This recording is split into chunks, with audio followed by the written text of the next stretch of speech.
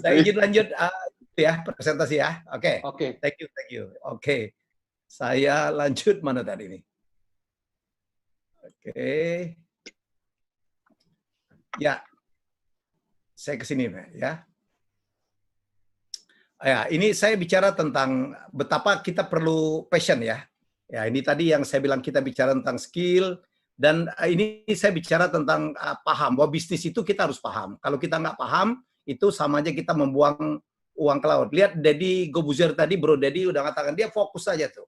Dia fokus di gym, dia fokus di YouTube-nya dia fokus di bisnis waxing-nya dia, dan saya sekarang fokus menjadi YouTuber.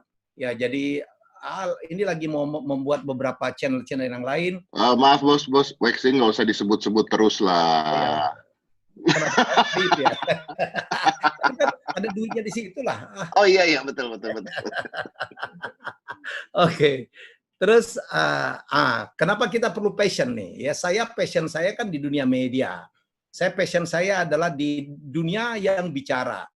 Saya nggak dibayar aja ngomong kok, apalagi sekarang saya ngomong dia dapat duit gitu ya.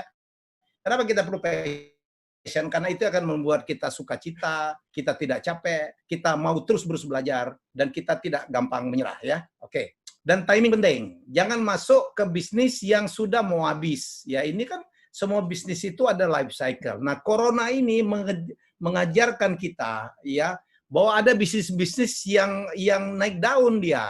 Bisnis-bisnis yang ada hubungannya dengan kesehatan, karena orang lebih concern.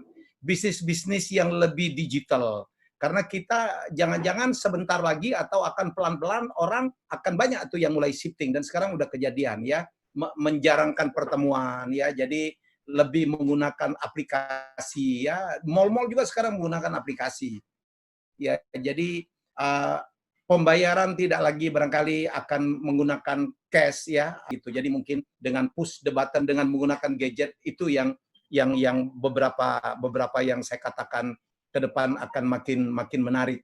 Menurut saya bisnis properti terutama perumahan akan naik ya. Karena apa? Karena sekarang saya bilang tadi work from home. Jadi orang sekarang tidak lagi datang ke kantor, oleh karena itu dia butuh rumah yang lebih bagus, yang lebih nyaman, dengan lingkungan yang baik, di mana dia tidak perlu kemana-mana. Kalau rumahnya sumpek, bagaimana kita mau berkarya dan bertumbuh? Jadi itu yang ingin saya sampaikan ya. Oke. Terus ini ada beberapa ya, ini yang saya katakan tadi nih. Kita fokus ke kanan bawah aja ya. Ini yang ya kita lihat itu di yang hijau aja, yang hijau di kanan, yang samping itu yang hijau tua. Ini bisnis-bisnis yang katanya akan rising di new normal ini, yang ada hubungan dengan makanan, karena semua orang harus makan ya, frozen food ya, itu akan banyak sekali mengalami peningkatan. Bisnis-bisnis yang ada hubungannya dengan kesehatan, bisnis-bisnis yang ada hubungannya dengan teknologi informasi, sekarang ya kayak Zoom sekarang kan naik daun luar biasa.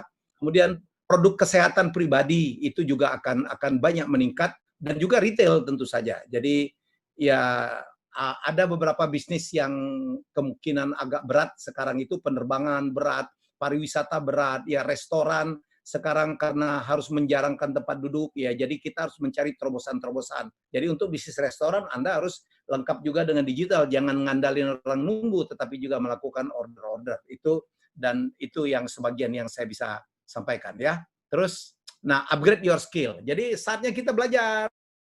Saya selalu mengatakan ya, sekarang kan kayak nelayan, laut kita kan sedang bergelombang, kita nggak bisa melaut. Waktunya lah bagi nelayan untuk memperbaiki. Jangan-jangan perahu kita ada yang bocor, ada yang retak, jala kita mungkin ada yang robek. Saatnya kita upgrade skill. Skillnya apa aja? Skill yang ada hubungan dengan digital itu nggak ada matinya. Jadi jangan ngelihat umur. Saya kan umur saya 57, tetapi mau nggak mau saya harus belajar tentang digital marketing ya. Jadi itu yang ingin saya beritahu ya. Saya membuat YouTube sekarang, alhamdulillah saya orang tertua katanya mendapatkan silver button paling cepat. Saya bangga banget gitu ya.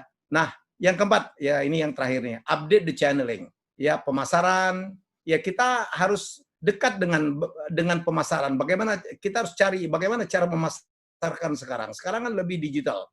Kemudian kita harus update dengan sumber informasi. Jangan-jangan ada bantuan. Jangan-jangan ada kemudahan yang disampaikan. Ya, tadi sepertinya kita bertemu dengan Pak Ben, dia memberitahu sebuah prospek gitu. Ya, peluang. dan akses juga ke pembiayaan. Jadi itu yang bisa saya sampaikan.